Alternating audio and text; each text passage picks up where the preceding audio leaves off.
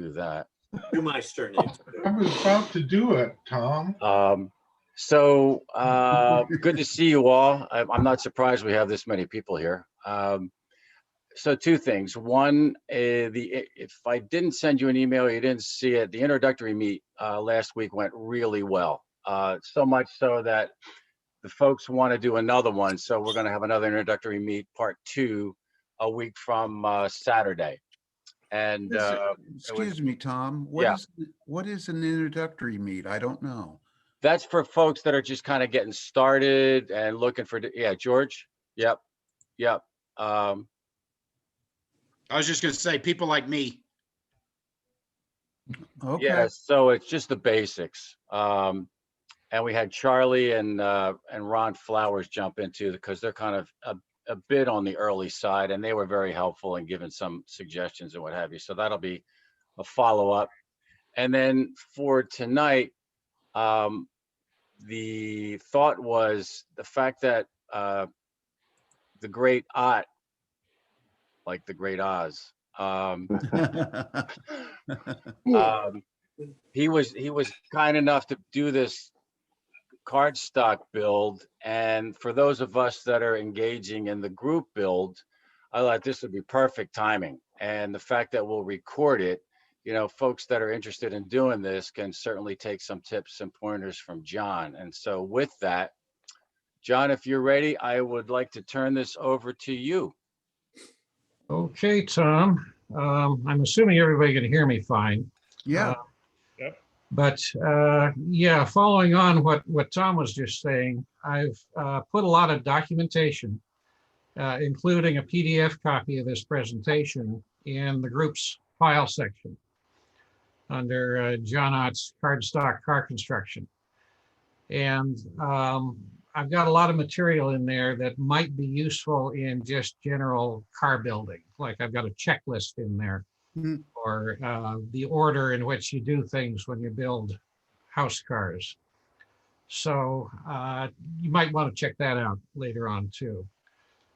So cardstock cars, yeah. I went and built some over the last couple of weeks, Civil War style, and took a lot of pictures and did a lot of documentation, show how these things go.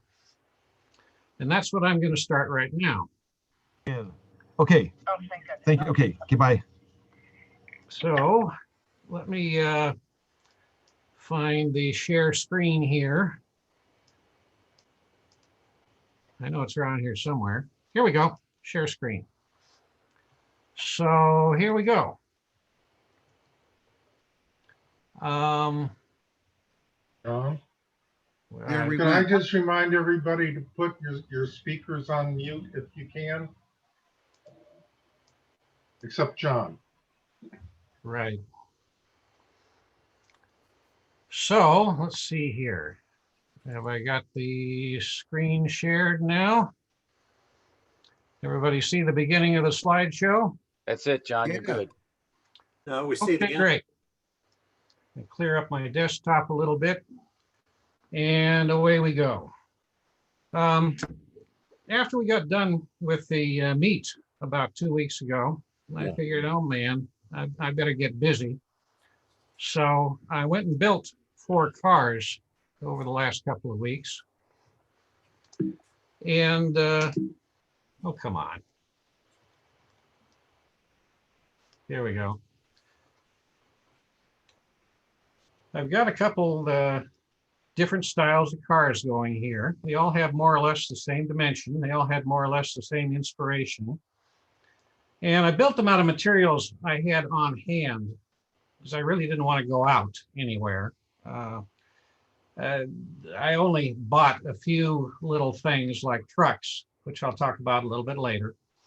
Everything else came out of my junk pile. And they're just little Civil War cars, about 28 feet, I think was the dimension. I'll show you that in a little bit. And I've had really good luck with these cardstock cars. In fact, that's practically the only thing I run on my layout anymore. They started off as being just kind of placeholder cars about 10 years ago, but they turned out to be really sturdy and really reliable, and they look nice. They look as good as the day they were built. And heck, placeholder cars, I just use them for regular cars up to the present day. They're really good for doing things like billboard reefers, where there's elaborate printing involved and you don't want to go and make decals. I think I told you guys last presentation, I really hate decals.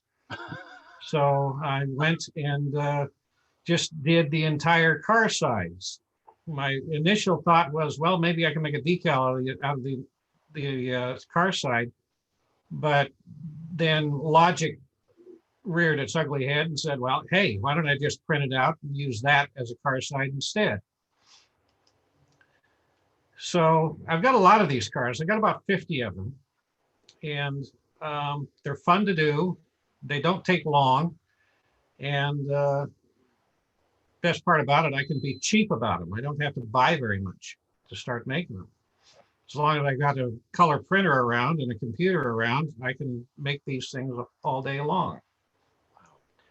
And these are little tiny cars. I put them up against one of the largest cars I ever built, a big 60-foot car from the 1890s, just for comparison purposes.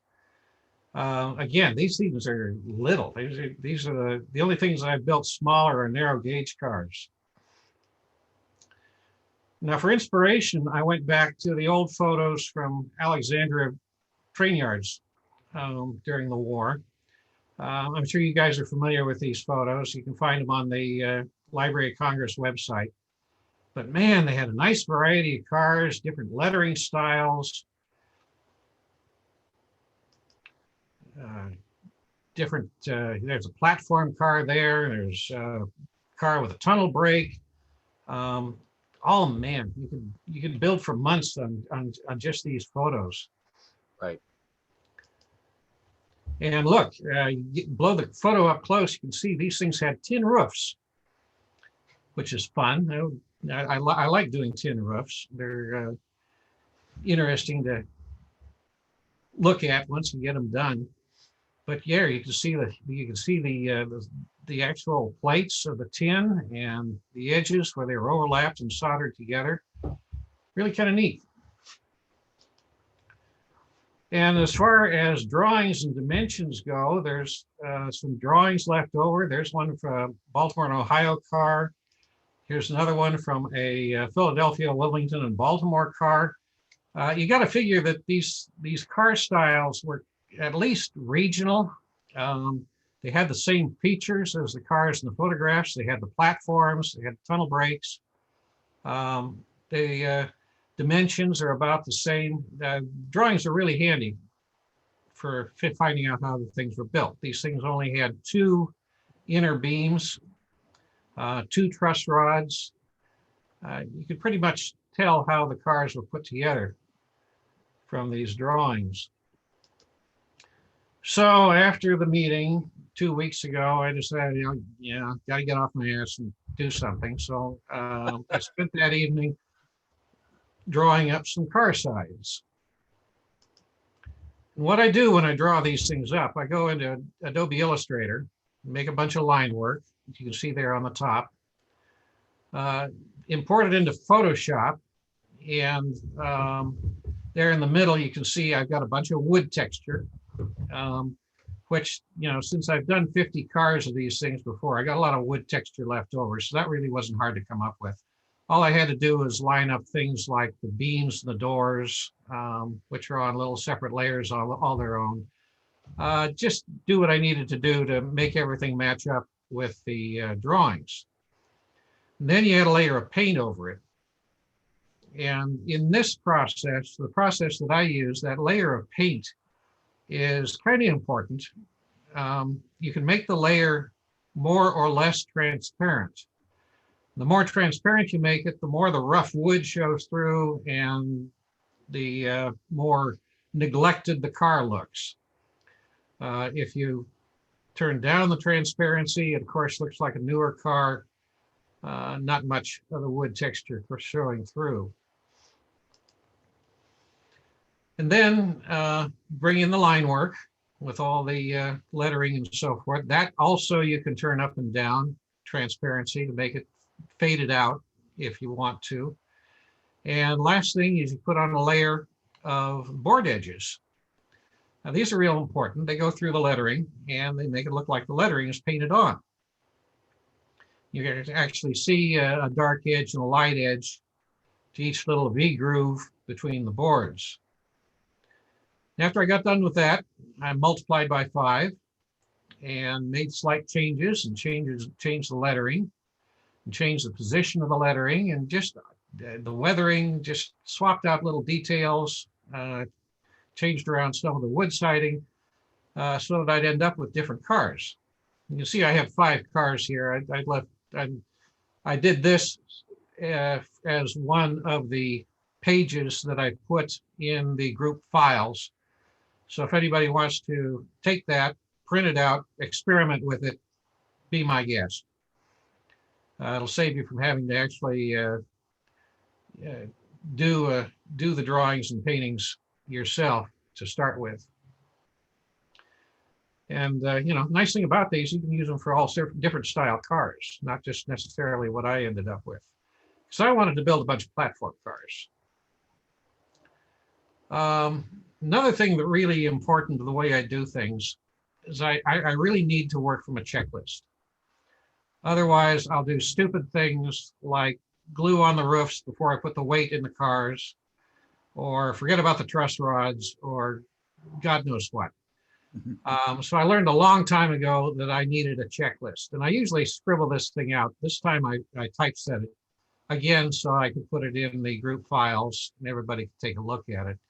And I also worked out all the dimensions for both the outer sides of the cars and the inner box that the outer sides are glued to. The way I make cars these days is the sides of the cars always overlap the ends. And you got to make provisions for those dimensions as you measure and cut things. So here's the final page. There's an independent page in the group section that you can get this thing and print it out. So first thing I did is go and look for materials. I found my last piece of crescent mat board. Mat board is just the thick cardboard that you use for surrounding pictures when you put them in a frame. You buy them at art supply stores or a Michael's or a hobby store that has art supplies. They're a great building material. At least half the buildings and most of the cars on my layout ultimately have crescent mat board underneath them. They're about, maybe a couple millimeters thick. It's really nice stock to build with. And there in my other hands, I've got the little 1/4 millimeter cover stock, white cover stock. 1/4 millimeter, in case you guys wondering, translates out to approximately 1 inch in HO scale. So anything you glue on that makes like 1 inch wide siding. And there's all the tools and stuff. Everything's going to look really familiar to you guys. I don't think I use anything different than anybody else. There's all your glues. There's a bunch of acrylic paints. Again, I'm doing this all with stuff I had on hand. There's my hand tools, most important being the tweezers and the X-Acto knife and the awl and the needle nose, stuff like that. My Dremel. I got out my drawer of wheel sets, drawer of screws and washers. Grab irons from Tichy, and I had a bunch of Tichy brake wheels and brake gear, and then Grant Line O-scale Gilpin tram Lincoln pin couplers. Now these are O-scale, but because they came from the 2-foot gauge Gilpin tram, they were about half the size of normal Lincoln pins, which means that they're perfect size for HO. And I really enjoy using these things, and I use them a lot on my models. But anyway, Saturday, after everything's been printed out, after I got everything printed, I used the spray glue, mounted it on the 1/4 millimeter stock, and then just started cutting out everything. And that really did a job on my arthritic hands. So after a lunch break, I went in and went on to other things. But first, I got everything all cut out: the car sides, the ends, the doors, the fascia, all the little parts and pieces that were going to go onto onto these things. Then after lunch, I came back and did the same thing to the mat board. Cut out all the parts and pieces necessary for the mat board. And once again, I got to remind you guys, pay attention to dimension if you do what I do. I guess there's nothing that really stops you from just gluing the car sides to the mat board without using a thin side to it. But that makes the car more fragile as you handle it when you build the boxes themselves. And I just found that it was easier to build the boxes, safer to build the boxes, and then add the car sides later. Right. So again, you get one of these things when you download my checklist. I've got all the formulas worked out. If you know your car body width and length and height, and you know the thickness of the materials that you're using, you can figure all your dimensions before you actually start cutting, which is something I really recommend doing. Because I've got a big pile of scrap cardboard of stuff that, oh my God, I cut it the wrong dimension again. I went into my stash of strip wood and found some likely sized strips to use for things like the beams for the underframes and door runner covers and just various little pieces of strip wood here and there that I needed for the cars. I built a little jig out of some scrap crescent board so that I'd glue the beams onto the floors of the cars in the right spot each time. Stacked them all up, put a weight on them, and let them dry overnight.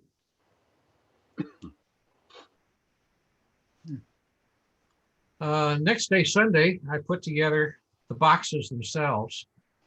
Now, this is the part where I appreciate the fact that I've got the actual car sides and the pieces independent of this, because I can mess around with these boxes all I want, get them the right dimension, get everything all lined up, and not worry about getting my hands and making scratches and getting glue all over the actual car sides as I build these boxes. Right. Then you can see I got the car sides all stacked up and under a weight again, have the glue dried. And while I was gluing, I put a little marker on the edges of the car sides. Now this is an important thing, because nothing is a telltale giveaway for a car built this way than seeing a little patch of glaring white or an edge of glaring white. So you can use paint. I use paint sometimes. I've got markers if I've got the right color marker. Just run something along the edge of the cardboard so you don't get a white edge.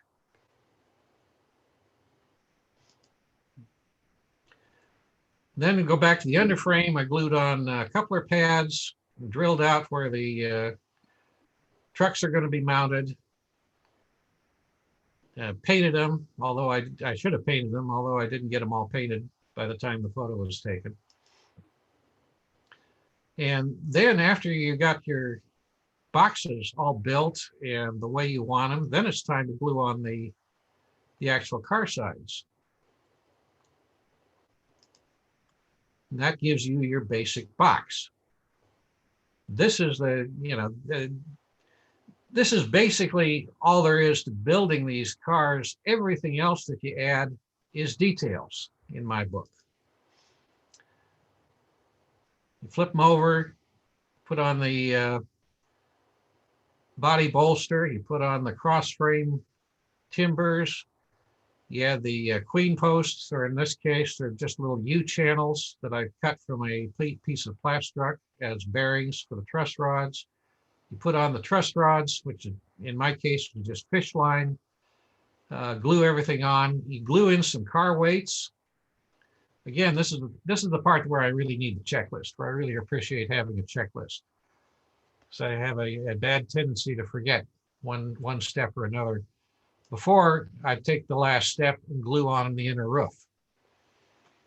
You want to have an inner roof because if you don't, if you just try to use thin cardboard, it's going to bow on you. You're going to have a nice saggy roof, which is great in some cases, makes it look like a nice prototype car with a saggy roof, but you don't want a saggy roof in all cases. So I always put on an inner roof of mat board. And I had trouble making roofs for these things. I didn't really think it out ahead of time all that well. I tried using another printout, put it on another piece of thin cardboard that I had as scrap. Tried painting it up, didn't work out.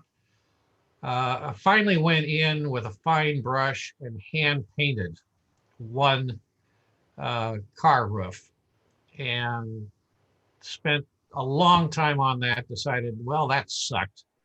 And went out and got my roll of white artist tape, paper tape, which is literally like it sounds. It's paper with a tape backing on it, and cut it up into little strips. And there you can see up there in the top corner of this next picture, I've got my painted version, and then I've got the lighter version, which is those actual cutout strips of paper tape. And that worked fine. I got a variation on the roofs, which is all I wanted, so hell, let's go on to something else. And at that point, I started building car platforms. John, can I interrupt you for a second? There's a lot that you're showing here, and I just, in case somebody had a question, I just wanted to open it up in case anybody had a question for John up to this point. I have a question. Sure. So the white artist paper tape, that's something I can find at a art supply store? Right. Should be able to find it on an art supply store. You should be able to order it online. It's a common artist material. Just look for paper tape. That's Okay. I think that's probably the most common name you'll find it under.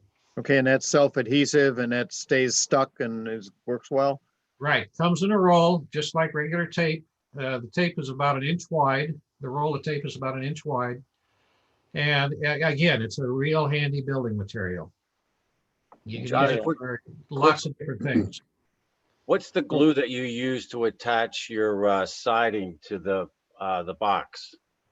In this case, I just used Walther's glue. Got it. I wanted something that was positionable, and I'm not spending an awful lot of time on these cars. I have used white glue in the past. I don't think that your choice of glue is all that important. You're just finding something to stick the car together with. The white glue has held up over the years? Oh yeah, I don't have any trouble with the white glue. White glue is a good material. Thank you. Okay, another Go ahead. Charlie? another glue question. When you attach the printed sides to the 1/4 millimeter stock, you use the Scotch photo mount. Is That's that do you spray both surfaces? No, I don't. I just spray one surface. Okay, is that positionable, or is that like contact cement? Once you touch it, there it is? It's a little bit positionable. Okay. There's different grades of photo mount. I use photo mount because it's not as thick and not as it's more forgiving than your normal 3M spray glue. Photo mount, I think, is meant to be repositionable. You can tear stuff up and put it down again, tear stuff up, put it down again. make it so that it's in the right position. And again, these glues seem to be pretty permanent in my case. Again, I've got cars that are 10 years old. They're not coming apart. The sides aren't peeling off. I don't have to go back in and touch them up. They seem to be holding together really well. Charlie Taylor has a question. Yeah, John, what paper are you using for your printer? Bond paper. That's, Just regular old bond paper. In fact, you don't want a nice stock, because a nice stock is going to be slick. And if it's slick, it's going to be reflective. And if it's reflective, it's not going to look too much like a worn car side. Good. So, you know, you don't want anything that's got a clay coat to it. You don't want anything that's going to be a nice shiny stock. So, you know, plain old bond paper is just fine with me. Go ahead, Rhett. I'm looking at the little wood pieces that you have with the nut bolts and washers on them. And Oh, down here, the wood, the end beams. these are the end beams, and those are what truss rod bolt, supposed to simulate truss rod nuts from the truss rod cable Right, coming all the way through. right. In Yeah. fact, that's what they were called when they were Grant Line parts. They were called truss rod ends. Oh, cool. Now, what about the wrap of the metal on the ends of them? What is that? Paper tape.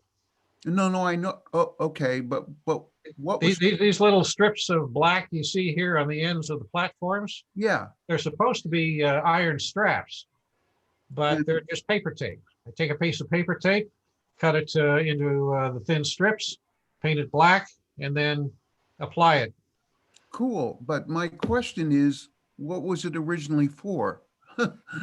Oh, these platforms. If you look at something like Voss's car builder's book, things like that, a lot of these end beams and platforms were separate parts. They weren't really built into the car frame all that well. And Right. I'm making the assumption that the straps were just part of the Holding it together? holding it together. Exactly.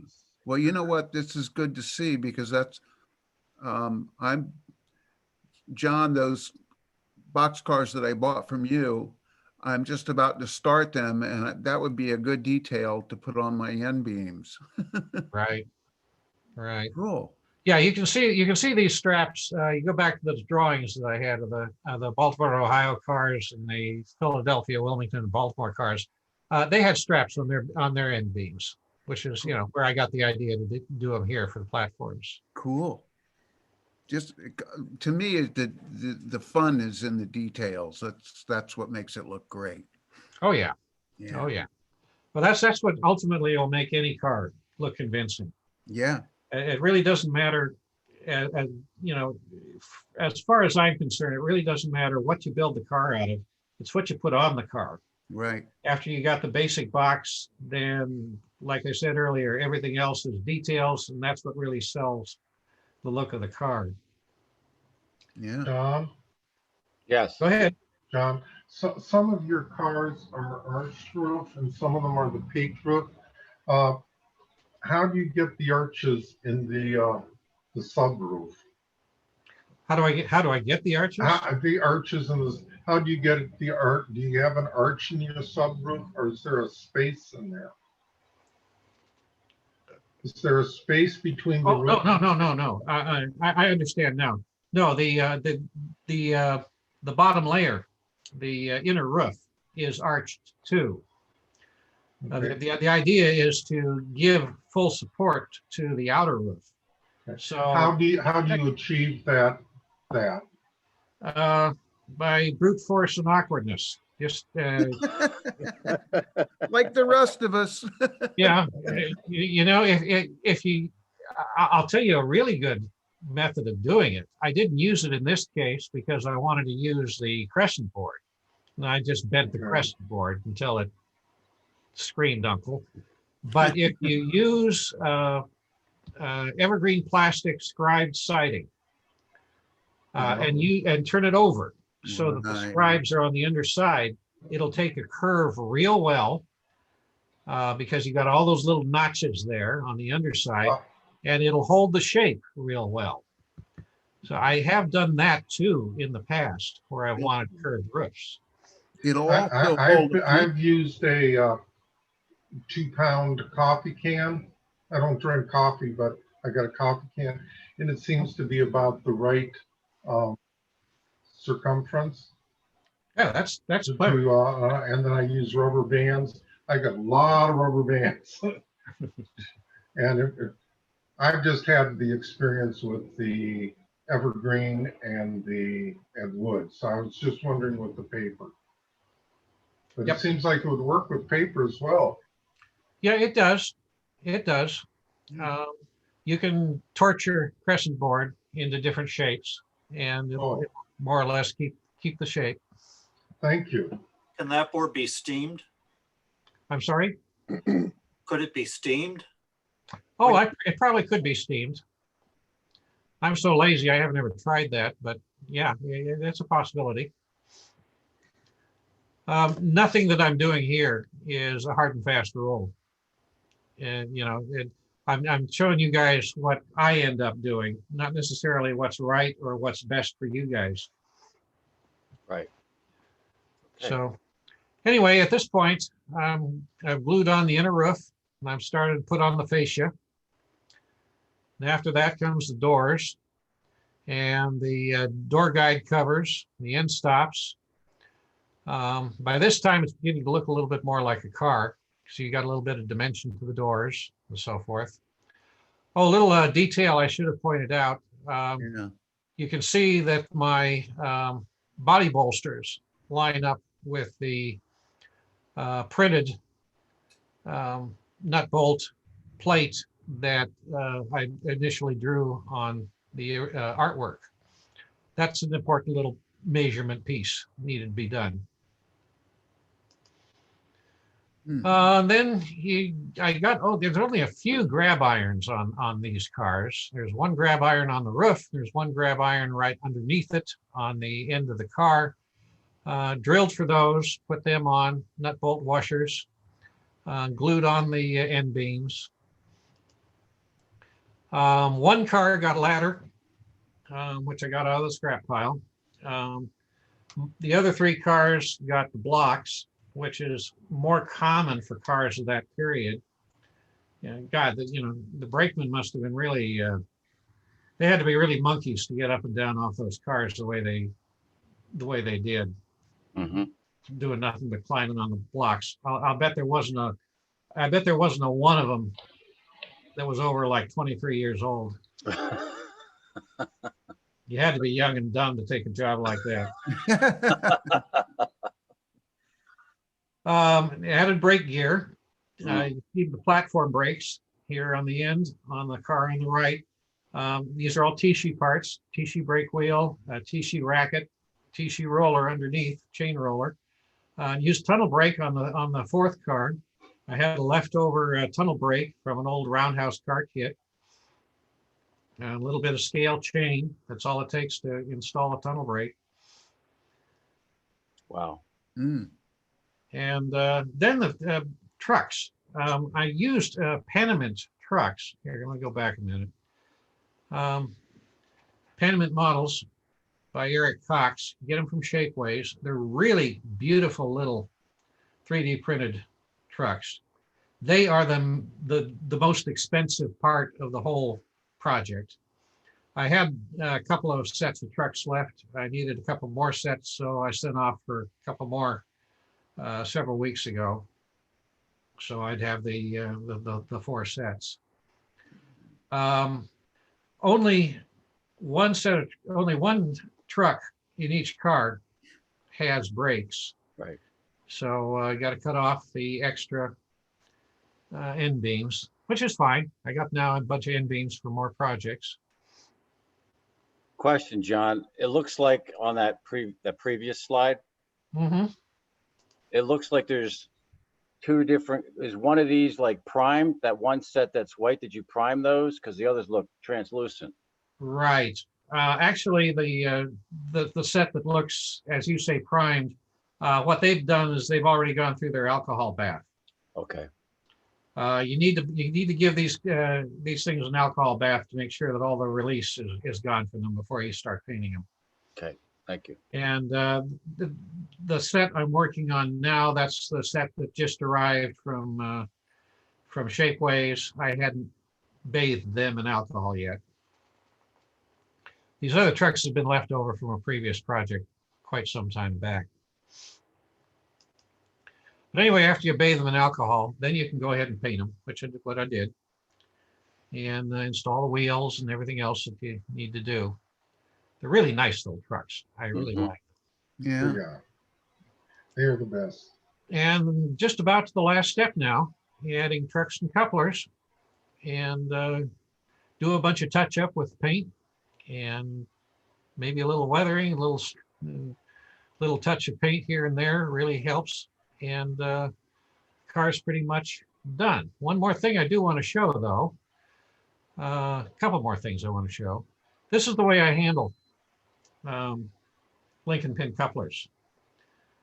Make a U-shaped staple out of soft wire, one arm longer than the other.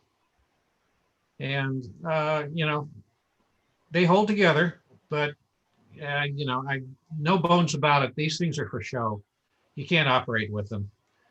And there's a real reason why there's track right up against the edge of my layout, because you can't work with these things otherwise. They look like $1 million. If you just run a train full of them, you're fine.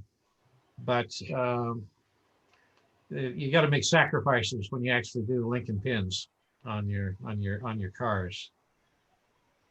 Of all my cars, probably about half of them have Lincoln pins. The rest of them just have conventional Katie style couplers on them, so that I can actually, you know, run and operate and switch and stuff like that with them. John? Yes. It looks like you glue your couplers directly onto your frame. Use like super glue? No, actually I use more Walther's glue in these Okay. cars. There's different ways of doing it. I've attached them with wire before. Make a little U and wire and then stick them up underneath. These things, when they come from Grant Line, they have a little box around them, and there's a little bit of space in between the central shaft of the coupler and the edge of the boxes. You can stick a wire staple through there, and that gives a little bit of play to the coupler. I didn't do it in these cases. I was kind of running short of time, and I wanted to just, you know, get the job over with. So these are stuck on with Walther's glue. Again, you know, later on, I can go back in and redo them if I want to or if I need to.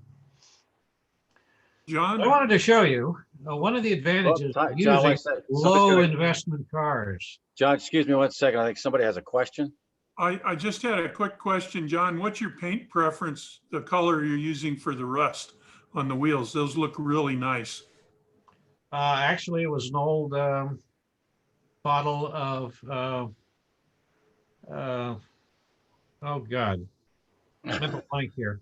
Anyway, it was called Rust. Flow-Quill? Polyscale or Model Master or something? It wasn't Polyscale, but it was from the company that made Polyscale. Flow-Quill. Flow-Quill.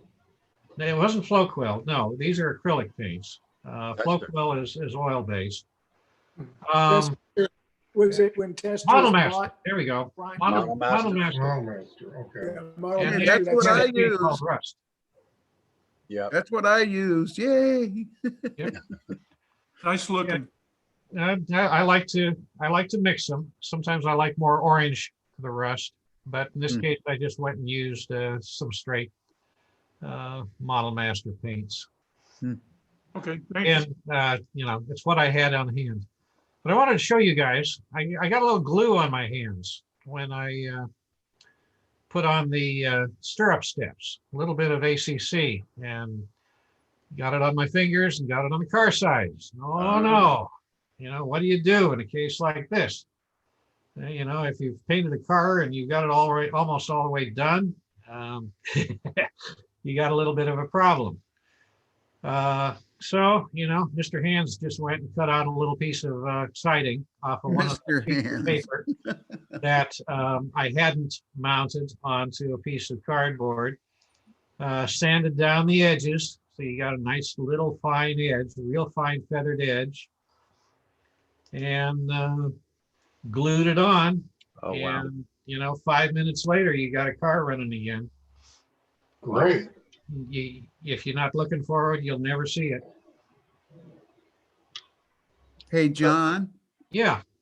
can you figure out how to do that for my brain? After I figure out how to do it for mine, yeah, I'll let you know. Okay. John, quick question. Are the bolts that are on the edge of the car, are those printed or did you add those? I didn't. You see those little, those little bolts are printed. Okay. Jesus. It looks like they're added on. Okay. Yeah, Nice. well, again, fool the eye. You got a detail that's small enough, you're not going to be able to tell. Right. Especially when you mix them with real stuff, like you mix them with real nut bolt washer casing. People tend to see what they expect to see. Mm, And, you see one that's real, you think they're all real. right. So anyway, commercial parts.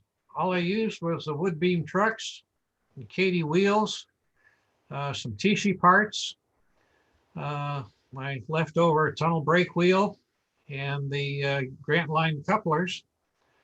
That's the total for the commercial stuff. Everything else was just kind of found materials. A Crescent mat board, a couple of different grades of cardstock, white paper tape, bond paper printouts, little scale chain, soft wire. I did have a Plastruck channel, a 1/16 inch channel, which I used, just sliced off little bits to use for the truss rod bearings, and a bunch of different sizes of strip wood, which you could have replaced with some strips of cardboard, which I could have done, but I had all this strip wood and what the hell. Yeah. Two questions. And that's about the end of it. You got a nice little string of cars here. It didn't take me very long to build them. Right. And that's about it. So Curious. on the wheels, you said you use Katie wheels. I presume they're 33 inch. Right. And for those Shapeways trucks, there's a certain axle length. What's the axle? Do you have any idea what the axle length is on those Katie wheels that you used? Not off the top of my head. Sorry, Tom. The number didn't stick in my mind. That's all right. One thing though, yeah, you're really wary of breaking those Shapeways trucks. Yeah. So it doesn't really matter as far as rollability. I always take a file and blunt the ends of the axles. Really? Really, And it doesn't impede the rollability. it really doesn't seem to. Okay. Again, that's just me. Maybe it's just me and my cars and what I expect out of my layout. Right. But rather than break those Shapeways trucks, those nice Shapeways trucks, I just automatically grabbed a file and blunted the axle ends so that all I had to do is just bend those Shapeways trucks a little bit to fit the wheels in. Got it. Yeah. I had a similar experience, or had the same question with the Shapeways trucks in N-Gauge. And all I did was get on Shapeways and leave a message for trucks and say, hey, what do you recommend for wheels and what axle size? And within a day or two, he responded and gave me a couple. So he's pretty responsive about that sort of thing. And B, in my case, they ended up being just standard, I think micro trains was what I ended up buying. But it goes by way of saying that I think he designs his trucks to be compatible with wheel sets that are out there on the market. Thanks, Dan. Yeah. I would expect so. I would expect so. The numbers just don't stick in my mind. On the doors, it looked like you had little wires, if I saw it right, for like closing, but I didn't see any latches. Oh, right. That's more paper tape. That's paper tape. Yeah, just paper tape, painted black. Well, you know, cut it out in real thin little strips with an X-Acto knife, paint it black, and then just take it and stick it on. Oh, one last little detail I should have mentioned. After I got done with these cars, I went over them with a coat of matte medium, painter's matte medium. That tended to give everything just kind of a matte finish to it, and also it works like a sealer. At least that's what happens in theory. And all these little strips of tape and so forth, they're not going to go anywhere. John, can I ask you another question? Sure. Okay. I'm looking actually at your track work. Did you hand lay some of that? And is it code 55 rail? Yes, I did. My entire yard here is code 55 rail on soldered to circuit board ties. And then, of course, everything's painted, so you can't see the circuit board ties. And I've got all the other low-profile ties underneath there to kind of tie everything. Pardon the pun. Tie everything together. Right. Yeah, they look great, John. Well, thank you. Yeah. Again, I've got more conventional track there in the background. Maybe someday I'll replace that. But this was my project about 2 years ago, right? I completely tore up my yard and replaced it with hand-laid track. Wow, no, that's inspirational. You said you painted the roofs. Was that a water-based paint? Yes, it's all acrylic paint. I didn't use any oil-based paint at all on these things. I like acrylic paints. Yeah, They're me really a too. lot more forgiving. You can see here this end car. That's the roof that I painted. Yep. And then these other cars have the roofs made from paper tape. Okay. So on the roofs, that looks like it's sort of a streaky, dirty gray. Would the prototype material have been like a dull metallic color that weathers a little and just gets dirty? Is that what we're looking at here? That's kind of what I'm making the assumption of. Okay.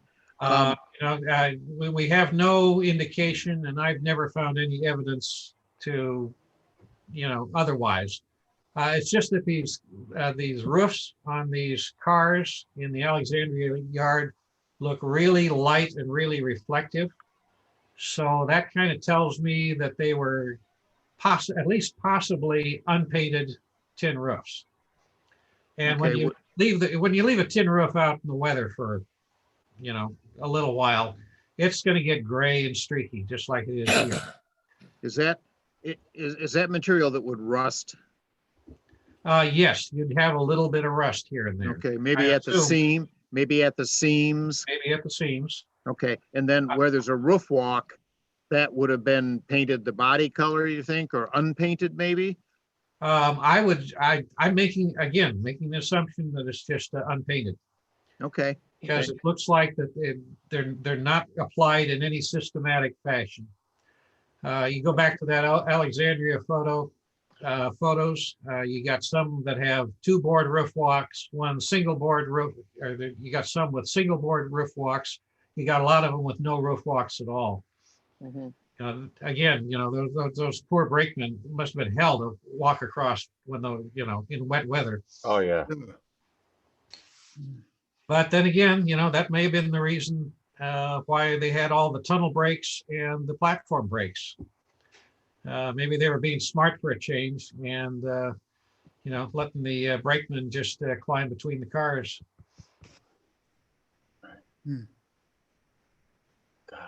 So here's a question for you. How or when did the ribbed wheel sets come back into play? Would these have been ribbed back wheels or would these be solid back wheels? I would assume they're solid back wheels. I don't really know off the top of my head when ribbed wheels came in. They were probably pretty early, but whether they were the nice spiral ribs that we're used to, I don't really know. Ribbed wheels were around in the 1850s. They came around fairly early on because they needed a way to deal with the shrinkage of the iron when they poured it. And when they had just the single plate wheels, they had issues with the wheels cracking away from the hubs.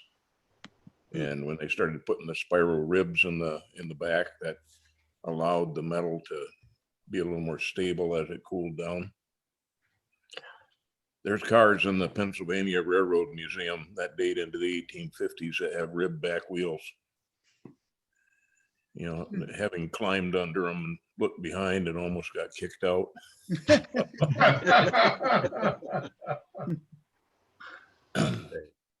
We're glad you did, Jerry. Yeah. Well, you know, there's your answer. When you need something like that, ask an engineer. There you go. He's got the rationale behind all the things. Yeah, that just, you know, again, affirms the fact that, you know, within this community of folks, somebody's got an answer, you know, and that's just been such the joy of this, because you're not alone, you know, and it's been really fruitful. I know for many of us, me in particular, to know that, you know, there's such an array of all of you with such remarkable expertise and experience that it makes the modeling and the whole idea of building a model railroad so much more enjoyable, because you get to share this with people. And so everybody to some degree has contributed to my layout, and it's so appreciated. A quick piece of information. I just looked up Eric's shop on Shapeways, and in the model description for the HO wood beam trucks, he says 1-inch axles to go with the 33-inch wheel sets.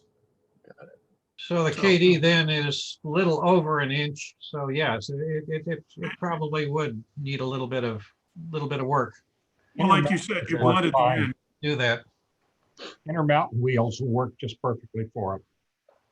Oh, good. In my A lot of experience with Eric's trucks, I found that going with something just under that 1-inch works good. Of course, you modify the ends of yours, and I've never done that, John. Yeah, well. Yeah, for in scale, just to reiterate, you mentioned KD, Fox trucks also work that have the same axle spacing. And I really like the Fox metal wheel sets. And I just got some of the KD metal wheel sets, which should make the trucks roll even better than the Delrin. One thing about KD wheel sets is they tend to pick up a lot of dirt. Yes. And spread it all over the layout. So if you Yep. operate a lot, you may want to look at something that's solid metal, like the Intermountains. Yeah, the Intermount. Also, I just bought the Proto 2000s, and they got the new one with the wheels are solid metal, along with the axle being solid metal. And they're great, and they add some weight to it. So when we're doing these cars, and I'm using the Bitter Creek trucks that are similar to what John is using, and it adds more. Then I don't have to put any weight in the car. The trucks are heavy enough. And Are those the ones with the ball bearings, Rhett? nope, that's without the ball bearings. I looked into those, Tom. They're way too expensive. They're not worth it. Good, thank you. If For you have a me big to heavy spend an car- extra $50 for that, I'll just do 2 less box cars. If you have a heavy car like a brass coach or something like that, then the ball bearings do help quite a bit. Well, yeah, and that, yeah, absolutely. Yeah, I've used them on some things, but not as a general rule. yeah. Well, I was starting to think that I would run it on all my freight work, and then I realized it just didn't, it wasn't going to particularly help. You know, I've got a modified dog bone layout, and so there's two big circles on each end, and when I get, you know, 15, 18 cars, you know, box cars or whatever, they start to pinch going around those curves because of the inner wheels are not running at the same speed as the outer, and it creates quite a drag, but you know, I'll live with it. Can I ask a question to the group? Yeah. I love the old Reeboks wheels, and of course Yeah. they're no longer available. And no, my stash is not for sale, but does anybody know if that line's been taken over by anybody else? Is anybody else going to try? I looked into it, not yet. Okay. Yeah, Thanks, Red. hopefully soon, because when I was talking to you about it, and then I was like, well, I'm gonna go find them. No, you're not. So I know Tangent and Exactrail have a whole bunch of wheel sets available too to look at. I know personally, I like this semi-scale a little bit better myself. Yeah. yeah. Yeah, I'm starting to do those on the next 5 box cars I'm doing. George, you said Tangent and who else? Exactrail. Cool. I've never even heard of Exactrail. Huh. They make stuff too modern for you. Tangent too is too modern. What do you mean by that, wise guy? You're an I think the oldest car they make is a 40-foot steel box car. No, but I'm only talking about the wheel sets. Well, no, I understand that, but that's probably why you hadn't heard of them, is because they make more modern equipment. Their latest project is a current Trinity coil car. Well, isn't that special? George, do they sell the wheels separately? Yes, Exactrail's put a whole bunch of ads into their, you know, precise wheel sets, and then I know Tangent just recently started doing it because I bought, actually this weekend last year at Amherst, I bought a whole bunch of their new trucks that are and wheel sets that are available in the semi-scale, because they have the rotating roller bearings and stuff for my, you know, 78 layout. Bought a bunch of that kind of stuff, so I know they're all building their wheel set stock and inventory. Do you know what the axle length is for them? I don't off the top of my head. Okay. You may have to visit the websites to see, but, and then there was somebody else that just announced wheel sets, maybe Arrowhead Models. I think that was the guy who used to be with Exactrail, broke off and created his own company, Blaine Hatfield. And somebody was saying, I think it was them, just announced a new set of wheel sets, the definitive wheel set. So I haven't seen any of these, so I don't know the specifics. I just know there are a bunch out there. Well, I looked on, I think Arrowhead came up maybe in one of our meetings earlier, and I looked them up, and they are models of a modern type of wheel that wouldn't be appropriate. And they also were, you know, there were many dollars an axle. I mean, they were phenomenally expensive. So right. I checked that out, and it just didn't seem worth pursuing at all. Good. All right. Thanks for playing. Any other questions, comments? I had one quick thing. When you were showing the picture before,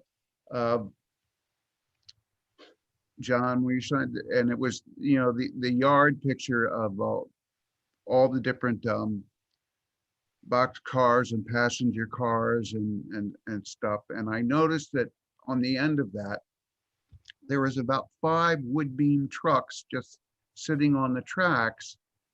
And one of the trucks had spoked wheels. And I was very happy for me to see that, because I was thinking, if you go on eBay, they're now selling 36-inch spoked wheels. Really? Relatively cheap price. And they're all metal and they look damn good. And you can get, I think you can get 24 for 16 something and 32 or something for 24. In other words, that's the range it's in there anyway. I got some of those, Red. I don't Yeah. know, have you used them yet? That No. their axle length seems a little bit shorter. Okay. So I haven't actually tried to use them Yeah. in Here we go. See the end? yeah, right there at the end. Yeah. I haven't actually tried to use them in a truck yet, but I feared that they might fall out. No, you know what you do? There's a very simple fix for that. Squeeze the two journals closer together. You have to be careful doing that if you're using Shapeways trucks. Yeah. Well, no, I wouldn't do it on Shapeways. Yeah. I use all metal trucks for the weight, but I know the Shapeways. Well, Bitter Creek, I get theirs. And Bitter Creek, Jeff at Bitter Creek is actually making a U.S. military railroad wood beam that's exactly the ones where it's got the straps around the journals but it's a wood beam. And he's actually making them, and he's making them so that when you buy them, you can put them together if you want. Does he do O scale as well, or just HO? No, just HO. Don, And what? HON3. What? I thought Don was going to say something. Yeah, I've got a couple things. First of all, Bitter Creek stopped making the trucks right now. I know that I talked to him yesterday. When's he going to come out with them then?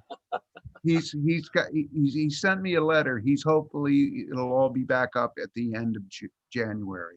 Good. Yeah, the other question is, you say somebody's selling spoked wheels now on eBay? Yeah, on eBay, 36-inch spoked wheels. Yeah. 36. Any other sizes? No. No, they're only available in the 36. You know who's making them? George? I was just gonna say, part of my precision scale order, they have spoked wheels that are 26. No, we know that. I know all about that. And I also know that they're charging $15, $16 a wheel set. It's a joke. Yeah, I don't know what the price is, but they didn't tell me they were discontinued or out of stock. So well, and they are the thicker tread. They're not the proto. Yeah.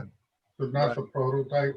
The ones that Rhett's talking about have the proto thickness. And now I actually got from Eric Cox. He has some early B&O style trucks. Yeah. That you can use 36-inch wheels in there, and that's what I was going to try to use those in those trucks. Yeah. I don't know if Eric's would blow them up, but I know he makes spoked wheels in N scale for the B&O trucks. Oh. Yeah, he makes them. They're plastic. That's correct. They're prints. However, you can have them printed metal. Yeah, that gets very expensive. Well, yeah, and you got to remember, I'm printing much smaller than you are, and it's a lot cheaper. Oh, well, oh, hell. That's the advantage of N scale, is that they charge you by the amount of plastic they use, and it's geometric when you go down to N scale. Yeah. But the 2 Mill Modeling Society in England produces a range of spoke trucks with various length axles to affix said wheels too. England seems to be actually way more on the ball than America about their stuff. I just think they've got more people that do things in sheds, because it's like one guy makes it, and you might have to wait 2 years until he makes the next batch. That's true. I just Having dealt with a lot of these guys in the past, they're very nice and friendly, but they'll get to it when they get to it. Tom, you got something? Yeah, I was just looking at the eBay, and the spoked precision scale is the ones that I saw. Just a real quick check. I asked for HO spoked wheel sets. And they've got 33 inch, 36 and 40 that I saw. Okay. Okay. We're just They talking have- a couple minute check here. So Wallace also shared with us that the eBay seller of the spoked wheel trucks is EverModel _FR. Why not? Why do that? You're gonna pay more money. Just call Precision Scale. They'll take your order. They're really friendly. Why do what? Why would you go to eBay for anything for Precision Scale? You can call. No, them- no, I don't think that's Not precision scale. No, it's not. It was what you were talking about earlier, Rhett. He just found Oh, this I on thought eBay. I got that confused with what the other person was. yeah, these one from precision scale, $58, upwards that I guess. You got I'm not looking that close. something wrong with your microphone. I How couldn't. much was that, Tom? $7.50, $8. For what? That's pretty much what they're running. For a pair of wheels or a pair of axles? They're insulated one side. That's one axle. Wow. Yep. Yeah. Okay. George, you were showing us something? Yep. What you got? There's several others, but that was just real quick. Yeah, this is the eBay listing that you're talking about. These are the 36-inch wheels from that seller. Okay. EVE model _FR.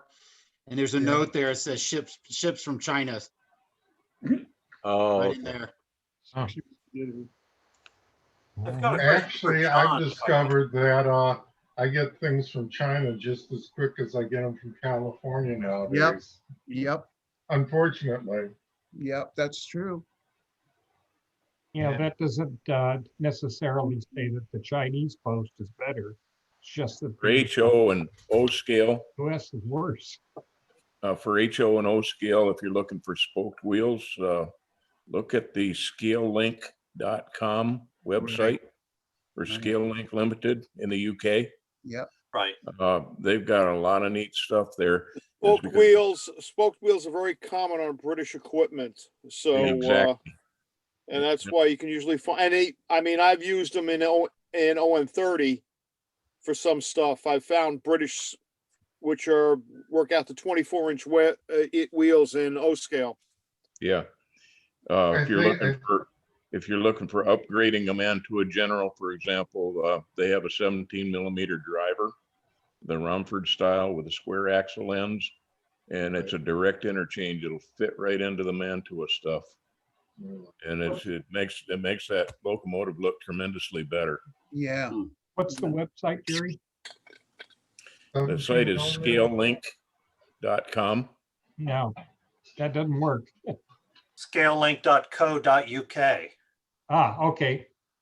That'll probably work. See, try that. Okay. .co.uk. Yeah, or That's usually their convention. Yeah, just do a Google search for Scale Link. John, I have a question on your inner bodies that you built. I was wondering about foam core. Have you tried foam core, or is the reason you go with cardstock because it's just cheaper, or have you had any experience one way or the other? I haven't used foam core for cars. I used plenty of it for buildings, but not for cars. Okay. I've just kind of stuck with mat board for many years now, so it's kind of a habit. Doesn't preclude using anything. You can build as far as I'm concerned, you can build that inner box out of anything. Right. I think you can get mat board, colored mat board as well as the white, and then some mat boards will have like the top surface is colored but it's white underneath. But sometimes you can get where it's colored all the way through, and you might, as someone who's matted a number, photos for exhibits and stuff, you might go to someplace like Michael's and really schmooze the people back there in the mat department, because you'll probably get something that they can't use for anything, but you can use for doing John's inner car bodies. That's a good idea. Right, right. No, that's a great idea. You know, one of the easiest things, I think anyway, and I've built a number of cars this way, is using the Northeastern scale models for the floor, and you can get an already shaped roof section and put those together with wood blocks. I've got paper sides over some of them, and they've held up for 40 years or so. So Yeah. It's a little more trouble than doing it John's way, maybe, or more expensive anyway, but another thought. No, that would be a great idea, especially if you open up the doors. And then you have a scribed flooring inside. That sounds like a good idea. You could cut out the doors on yours, John, and use a paper, make a paper floor for the inside. That's true. That's true. I have done that on at least on passenger cars. Next I've week, got to John. be leaving. Thank you very much for letting me come in. And John, Excellent job. cardstock. I'll have questions for you later. Thank you very much. Bye-bye. Thank you, Tom. Now, on that route, I've got to take a walk too. And it's Say hello to real- your dog. Huh? Say hello to your dog. Yeah, the dog walks me. Okay. All right. Anyway, it's great to all see y'all guys, and I'll see y'all next time if I don't talk to you first. Thanks, Take Rex. care, Rex. Okay. Yeah, So Rex. long. Yeah, Rex. It was excellent presentation. I was Yeah, Oh, yeah. John. Yeah, John. Really impressed. Absolutely.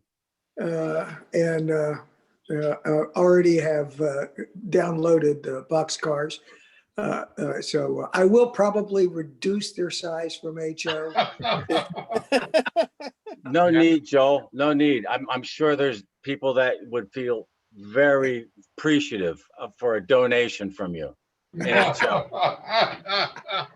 Joel, did you see the Fink bridge on eBay?